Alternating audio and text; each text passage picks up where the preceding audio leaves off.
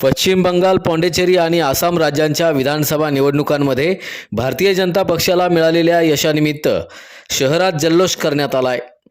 आमदार सुधीर गाडगीळ यांच्या जनसंपर्क कार्यालयासमोर सायंकाळी कार्यकर्त्यांनी फटाक्यांची आतिषबाजी करत एकमेकांना पेढे भरवत आनंद व्यक्त केला।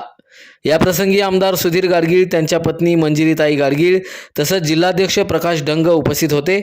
यावेळी पक्षाचे जिल्हा, प्रदेश आणि राष्ट्रीय पदाधिकारी, नगरसेवक, मंडळ अध्यक्ष, बूथ प्रमुख आणि विविध प्रकोष्ठांचे पदाधिकारी तसंच कार्यकर्ते मोठ्या संख्येने सहभागी झाले होते।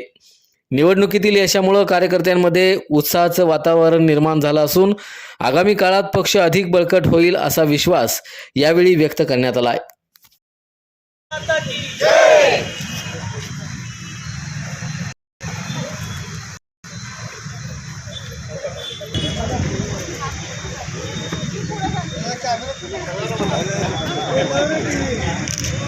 ओ जरा इकडे बघा, इकडे भारतीय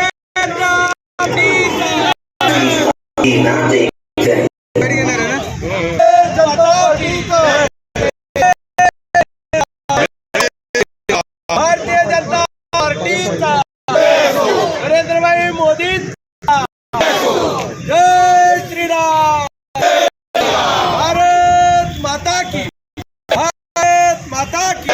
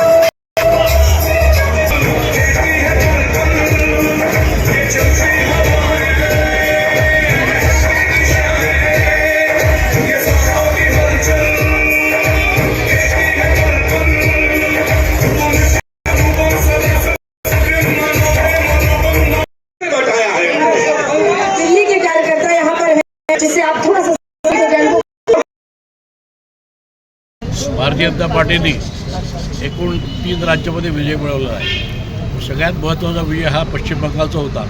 तिथं गेल्या 15 वर्षापासून ममता दीदींची राजवट होती।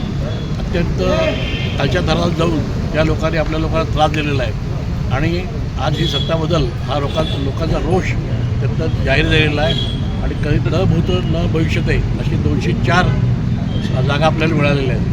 तसंच आसाममध्ये हिम्मतविजय शर्माचं जे गेल्या 5 वर्षातलं काम होतं हे काम बघून आपल्याला आज पूर्ण बहुमत 100+ तिथं आपल्याला जागा मिळालेल्या आहेत। पुडुचेरीमध्ये फक्त आपल्या मागच्या निसटता विजय होता।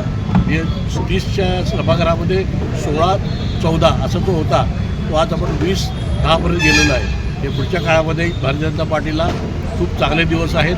सर्व कार्यकर्त्यांना माझं आव्हान आहे की पार्टीच्या बरोबर राहावा, पार्टीचं काम करा आणि मुख्य म्हणजे आज केरळमध्ये आपलं खातं उघडलं, ज्याच्यावर एकही आपला सदस्य नव्हता, तिथं 3 सदस्य आपले निवडून आलेले आहेत। अशा तऱ्हेनं इलेक्शनमध्ये भारतीय जनता पार्टीने आदरणीय पंतप्रधान मोदींच्या नेतृत्वाखाली आणि अमित शहाच्या नेतृत्वाखाली हा मोठा विजय मिळवला। आता आज आनंद कसा साजरा केला आहे काय? आज आम्ही फटाके फोडून आणि कार्यकर्त्यांना पेढे भरून आम्ही आज साजरा केलेला आहे।